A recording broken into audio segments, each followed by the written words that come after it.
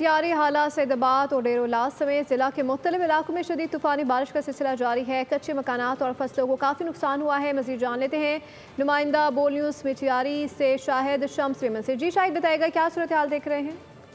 बिल्कुल, तूफानी बरसात हाला, सैदाबाद, उरोलेलाल समेत जितने भी छोटे बड़े शहर हैं उसमें तूफानी बरसात का सिलसिला जारी है।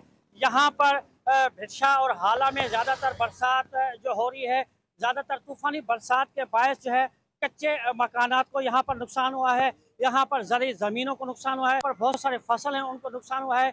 यहाँ पर ना सिर्फ कच्चे मकानात बल्कि यहाँ पर जो गरीब लोग हैं उनकी झोपड़ियाँ जो है वो जो है पानी के नीचे आ गई हैं। तेज़ बरसात के बायस यहाँ पर शहरी जो है मुख्तलिफ जगहों पर इंजॉय करने निकले हैं। गर्मी तेज़ होने के बायस जो है यहाँ पर लोग जो है परेशान हो गए थे, मगर शाहिद शम्स आपका शुक्रिया तफसीलात के लिए। सब्सक्राइब करें और बेल दबाएं ताकि कोई खबर रह न जाए।